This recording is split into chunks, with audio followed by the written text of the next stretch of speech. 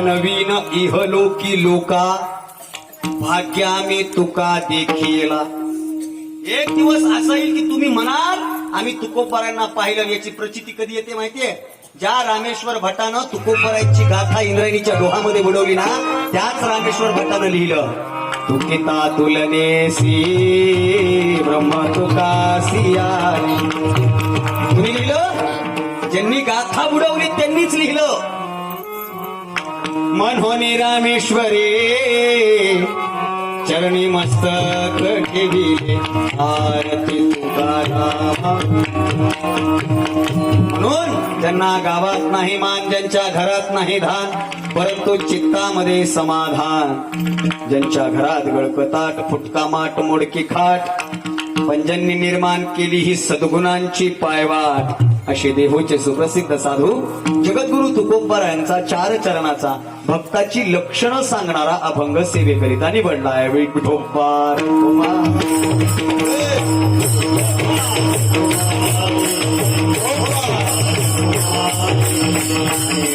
सेवेला सुरुवात करत असतानाच दिलालपूरचा राजा प्रतिष्ठान तोरंबा या नगरीनं छत्रपती शिवाजी महाराजांची जयंती वारकरी संप्रदायाच्या कीर्तन परंपरेनं आणि कीर्तन ठेवून केलीये.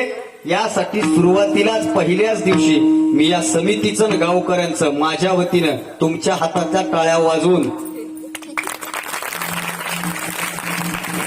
स्वागत करतो, अभिनंदन करतो. आणि पत्रिकेवर माझा जो फोटो छापलाय त्याच्या एकदम वरी एक वाक्य लिहिलंय की शिवजयंती नाचून नाही तर शिवजयंती वाचून साजरी करायची. हा विचार तुमच्या गावातल्या तरुण पोरांच्या डोक्यात आला. तुमची तरुण पिढी गावातली चांगली आहे याचं हे उत्तर आहे. गावातल्या तरुणांकडे ही नजर आहे. शिवजयंती करायची तर अशीच करायची. 1 तर कीर्तन, 2 व्याख्यान आणि 3 शाहिरी पोवाड्यांचा कार्यक्रम. तर शिवाजी महाराजांना बरं वाटलं. नाहीतर शिवाजी महाराजांना असं नको वाटायला की मी जन्माला येऊन चूक केली. आणि बऱ्याच ठिकाणी शिवजयंतीचा असाच बाजार झालाय. बऱ्याच ठिकाणी 2 वर्षापूर्वी शिवजयंतीचा कार्यक्रम करून वापस निघालो होतो आणि संध्याकाळच्या कार्यक्रमाला पोहोचायचं होतं. एका शहरामध्ये घुसलो आणि ट्रॅफिक जाम होती. व्याख्यानाला उशीर होत होता, पण आमच्या ड्रायव्हरनं सांगितलं की दादा समोरून शिवाजी महाराजांची रॅली येते म्हणून ट्रॅफिक जाम झालाय. म्हणलं होऊ द्या, का रॅली महाराजांची येते, महाराजांना नतमस्तक होऊन पुढे जाऊ. पण जसजशी रॅली जवळ आली तसतसं असं वाटलं की ही शिवजयंती नसती झाली तरी बरी झाली असती. कारण जसजशी रॅली जवळ आली तसतसे मावळे थैमान घालून नाचत होते. थैमान म्हणले ना मी, शब्द नीट ऐका, थैमान. महाराज ट्रॅक्टरवर, मूर्ती फारच सुंदर होती. ट्रॅक्टरवर मूर्ती होती, फक्त मूर्ती थोडी सुकलेली होती. तुम्ही म्हणताल का? कारण जयंती महाराजांची होती. गाणं वाजलं होतं शांताबाई, चक्रा नाकरा चक्रा नाकरा चक्रा.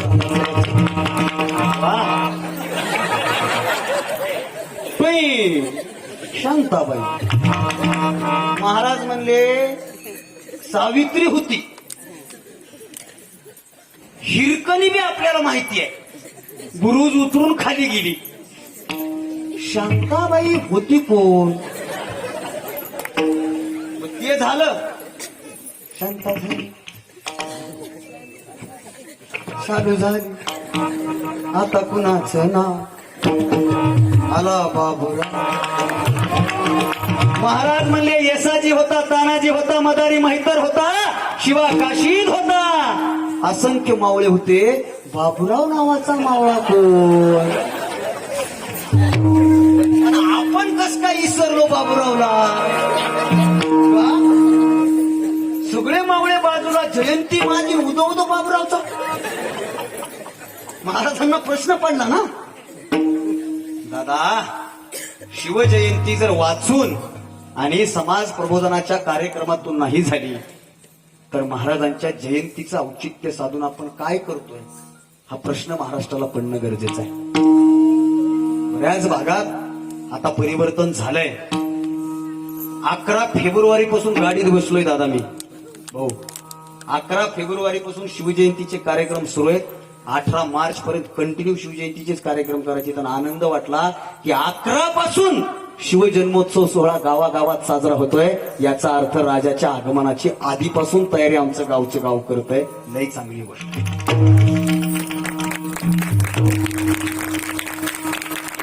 नाही तर फक्त 19 फेब्रुवारी पुरतं नग ते काय बड्डे नाही महाराजांचा. एकोणा तो गेल्या वर्षी शिवजयंतीला गाणं बड्डे आहे भावाचा. टेम्पररी नका उपा. कारण शिवजयंती शिवाजी महाराज म्हणलं ना आम्ही वेगळ्या पद्धतीने शिवाजी महाराज समजून घेतले. ते आमचं दुर्दैव. आता हे कालपासून सुरू झाले वारं. आता लगेच सगळीकडे वारं सुरू होते बघा. भगव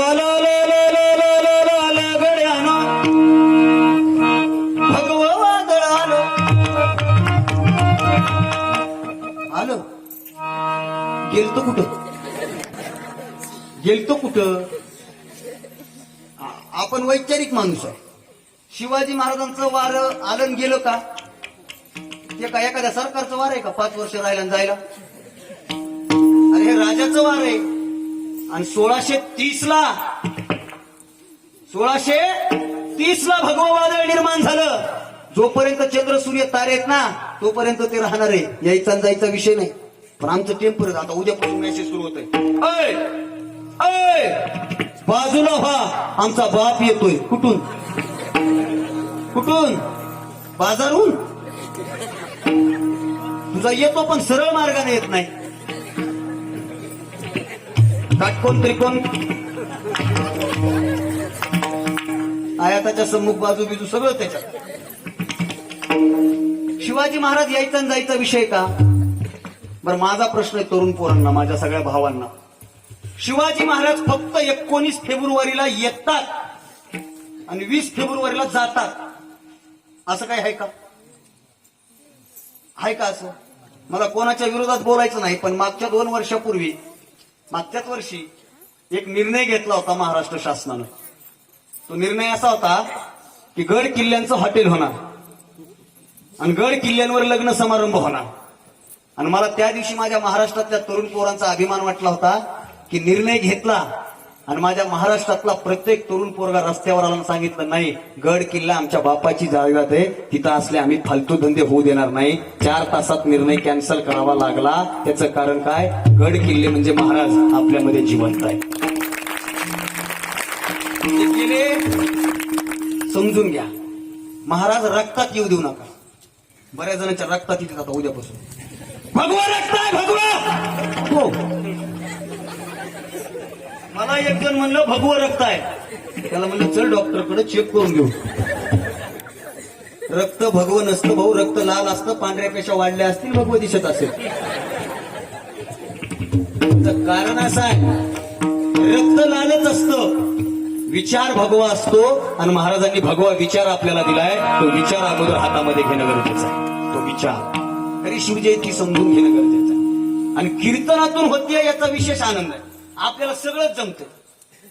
मग जेवण करताना माझ्या बाजूला आमचे दादाच होते. ते म्हणे व्याख्यान म्हणलं यस, कीर्तन यस, कविता यस. ते म्हणले आणखीन काय काय? म्हणलं नाचणं सोडून सगळंच.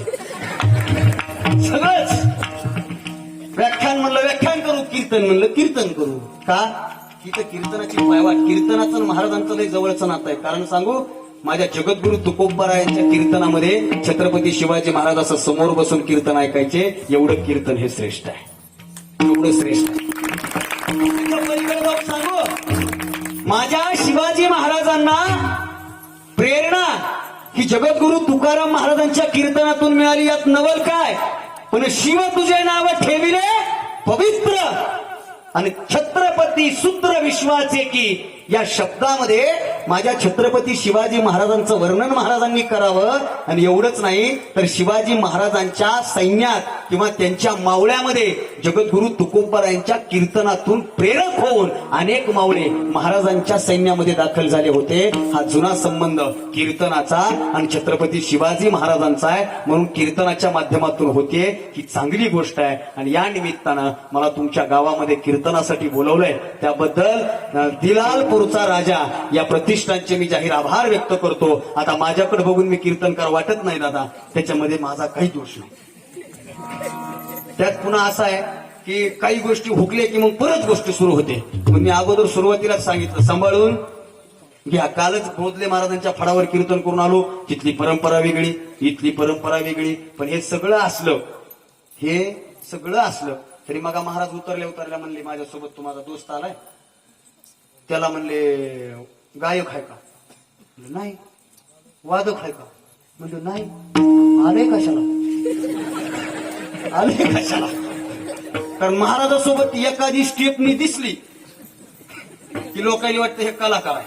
मला बरेच जण विचारते, दादा तुमची किती जणांची टोळी आहे? बरेच जण विचारते तुमची किती जणांची टोळी आहे? म्हणलं वन मॅन आर्मी, एकटाच येतो. मला माझ्या कॉलेजमधल्या एका मित्रानं प्रश्न विचारला, ते पकवाजा कुठलाही माहित नसते, गायक कुठला माहित नसते, मग तुमचं जुगाड जमतंय कसं? हा प्रश्न विचारला त्यानं मला, तुमचं जमतंय कसं?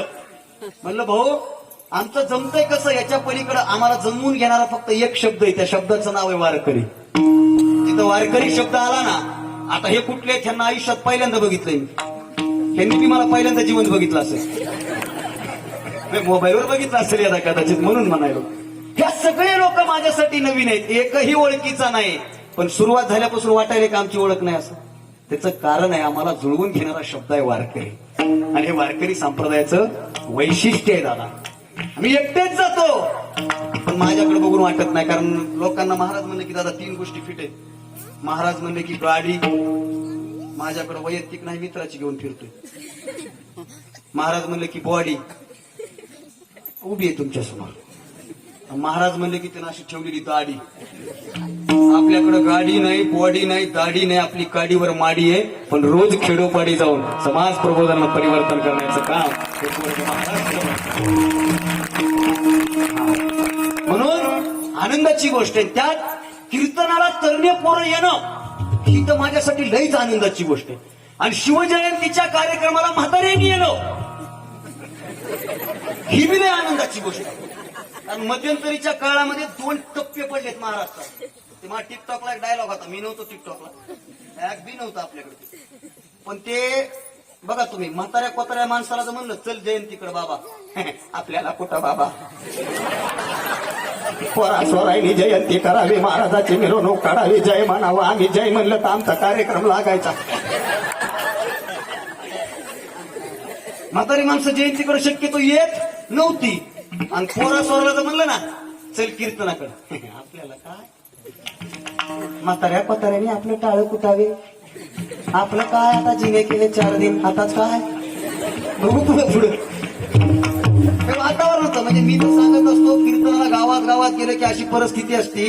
महाराज माझ्यासारख्या गुलाबाच्या फुलासारखा टवटवीत, पकवाचे कमळाचे फुलं 2 कुणाशे, भजनी सगळे झेंडूचे फुलं एका दोरीत ओवलेले, आणि आमच्या समोर सगळे सूर्यफुलं.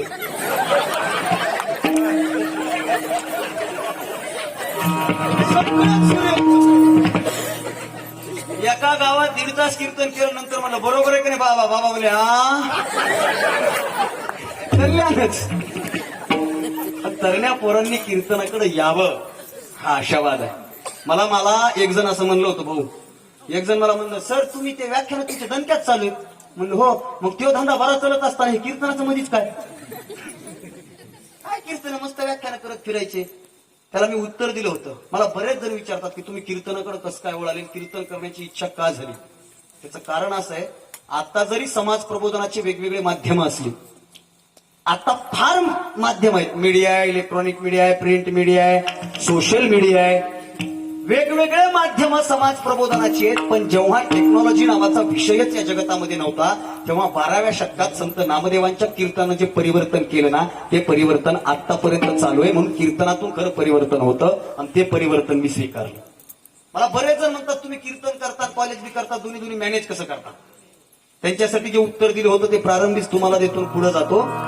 दादा, कॉलेजमध्ये जाणं म्हणजे मागं मी फेसबुक आणि इन्स्टाला ती पोस्ट पण केली होती की कॉलेजमध्ये जाणं, jeans pant, T shirt, modern युगामध्ये राहणं, टेक्नॉलॉजीच्या जमान्यामध्ये संवाद साधणं ही माझी गरज आहे. काळानुरूप बदलणं ही माझी गरज आहे, पण वारकरी संप्रदायाचा प्रचार आणि प्रसार करणं हे माझं कर्तव्य आहे. गरज आणि कर्तव्य या दोन्ही गोष्टी सोबत फिरणारा हा पोरगा आहे. त्या दोन्ही गोष्टी 100% पार पाडणारा हा पोरगा आहे. आणि मग कीर्तनाचा अभ्यास मी उन्हाळ्याच्या सुट्ट्यात केलाय.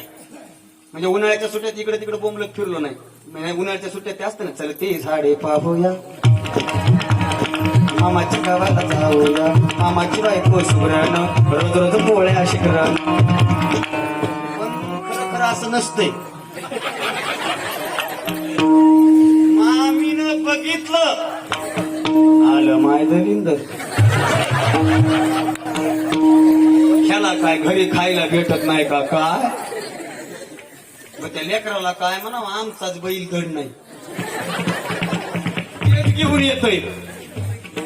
इथलं कोण बोल नाही बरं मी, इथलं नाही, इथल्या माम्या सगळ्या चांगल्या आहेत. मी आमच्या गावाकडलं बोलायचं जायचे आपल्याला व्यवस्थित. असं काहीच नव्हतं. मग उन्हाळ्याच्या सुट्ट्यामध्ये गाथा हातामध्ये घेतली, उन्हाळ्याच्या सुट्ट्यामध्ये तुकारामांवरची पुस्तकं हातात घेतली, विद्रोही तुकाराम हातात घेतलं, भावार्थ दीपिका हातात घेतली, त्यांचे विश्लेषण केल्या सार्थ गाथा हातात घेतल्या, सार्थ ज्ञानेश्वरी हातात घेतली, संतांचे चरित्र हातात घेतले आणि उन्हाळ्याच्या सुट्ट्यामध्ये कीर्तन केले, अभ्यास केला आणि कीर्तन करायला लागलो. म्हणजे मी एक वाक्य सांगत असतो, मी केलं फक्त एकच. उन्हाळ्याच्या सुट्ट्यामध्ये कट्ट्यावर बसून शिट्ट्या मारत आयुष्याची थट्टा करण्यापेक्षा कीर्तनाचा फेटा बांधणारा पोट्टा समाजामध्ये फिरायला तयार झाला. या 4 गोष्टी केल्या आणि महाराष्ट्रावर फिरत चाललोय. आणि ह्याच तुमच्या पोरांनी युट्यूबला कुठंतरी ऐकलं, त्यांना वाटलं पोरग बरं बोलतोय म्हणून तुमच्या गावामध्ये कीर्तनासाठी उभा आहे. आता आपण बरेच वेळ झालं बोलतोय. 2 सूचना फक्त देतो, जरा फ्रेश बसा बरं. असं बसू नका की 11 वाजता मला फुकून द्यायचंय. शोकसभेला गेल्यावर शोकसभेला बसतील बघा लोक, काही काही बहादर तिथं भाषण करते. तिकडे आहे का पद्धत? नाही ना. लय भाग्यवान आहेत आपण लोक मराठवाड्यात. मी बी मराठवाड्यातलाच आहे. ते पश्चिम महाराष्ट्रात ती पद्धत आहे. इकडं मड जळत आहे, इकडं सुरू होतंय. आज या ठिकाणी आपल्या गावचे, त्याला नाव बी माहित नसते, आपल्या गावचे यांचं दुःखद निधन झाले. आता निधन दुःखदच असतं का? कुणी म्हणतं आमच्या इथे सनी कृपेने नाही. आणि त्यांचा माझा फार जिव्हाळ्याचा संबंध होता. मग नाव कसं काय माहित नाही तुला? जिव्हाळ्याचा संबंध होता. आणि भगवंत करो यांना सद्गती लाभो, भगवंतच करणार आहे. आणि त्यांच्या लेकरांना मुलांना आधार मिळो, बळ मिळो, देवाकडेच शक्य येते. तुम्ही होते जिवंत तेव्हा त्यांना नीट जगू दिलं नाही. तिथं भाषण असते तर तिथं लोक आटप पटकन मला जायचं, इष्टीची वेळ झाली आटप, डोकी फुटण्याच्या आधी जाऊ दे, उगा इष्टी हुकली तर पुन्हा चलत जावं लागेल. उगा सोयऱ्याचा जवळचा संबंध आहे म्हणून आलोय, तर मी येत असतोय भाई. कीर्तन आनंदाची ठेवण आहे दादा. कीर्तनामध्ये जर असं काही काही लोक डेंजर असते, कुठेही जाऊ द्या त्यांच्या चेहऱ्यावर असं स्माईल येतच नाही. कुठेही जाऊ द्या. गावागावात काही लोक असतील, तुमच्या गावात नसतील, पण आमच्या गावाकडे गावागावात लोक आहेत. कधी भेटा काय मजा आपल्या जिंदगीला, आपल्या जिंदगीला काय अर्थ आहे का? काय जगावं, कशाला जगावं? 15 वर्ष झालं मेले बी नाही. कधी भेटा त्यांना काय आपलं आपलं काय खरं आहे. आणि स्वतःच म्हणते आपलं काय खरं. पुन्हा म्हणते ऐक की तुला एक गोष्ट सांगायची, खरं नाही तर मी सांगतो कशाला.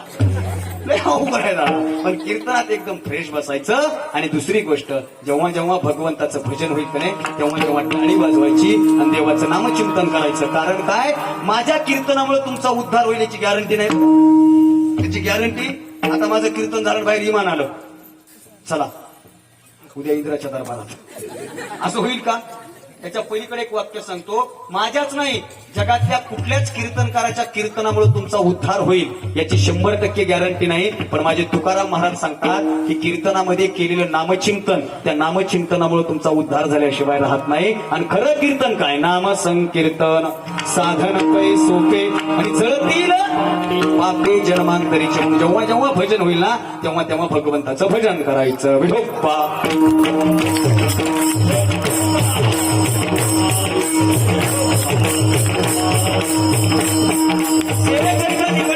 जगद्गुरु तुकोबारायांचा 4 चरणाचा अभंग आहे. 4 चरणाच्या अभंगातून जगद्गुरु तुकोबारायांनी भक्ताची लक्षणं, भक्ताचं वर्णन केलंय.